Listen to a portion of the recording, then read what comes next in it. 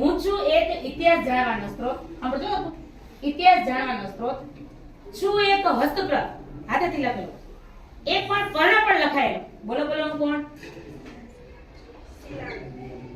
હસ્તપ્રતો અને પર્ણ પર લખાયેલો. તાડપત્ર. સરસ. શું આવે? તાડપત્ર.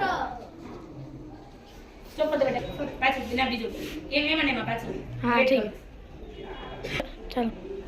હું ઇતિહાસ જાણવાનો સ્ત્રોત. સાંભળો. હું ઇતિહાસ જાણવાનો સ્ત્રોત. હું છું એક હસ્તપ્રત. મારું વૃક્ષ હિમાલયની તળેટીએ મારી આંતરછાલ પર લખાણ લખાય. બોલો બોલો હું કોણ? આંતરછાલ પર લખાય. ભોજપત્ર. શું આવે? ભોજપત્ર. હરખું સાંભળજો. હું ઇતિહાસ જાણવાનો સ્ત્રોત. હું ધાતુઓ અને પથ્થર ઉપર લખાવ. ક્યાં લખાવ? ધાતુ ને પથ્થર બેમાં. મારા પર લખાણ લેખ કોતરવામાં આવે. લાંબા સમય સુધી સચવાવ. બોલો બોલો હું કોણ? અભિલેખ. શું આવે? અભિલેખ.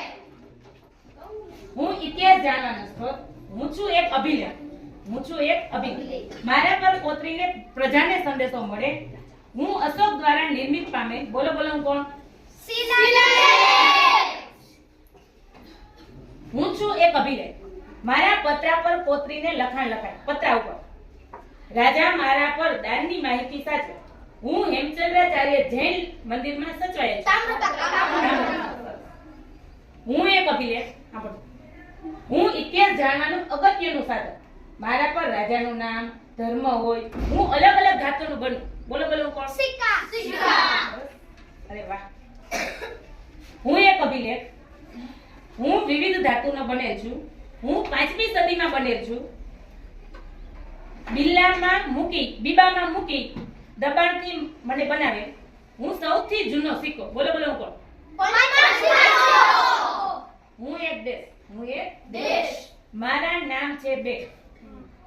નદી સિંધુથી અને એક છે ઋગ્વેદથી. બોલો બોલો હું કોણ? સાંભળો પહેલા. હું એક દેશ. દેશ તો નામ જ લખવાનું છે પૂરું. ઇન્ડિયન ભારત. ઇન્ડિયા. ખાલી ઇન્ડિયા કે ભારત ગમે એક જ નામ.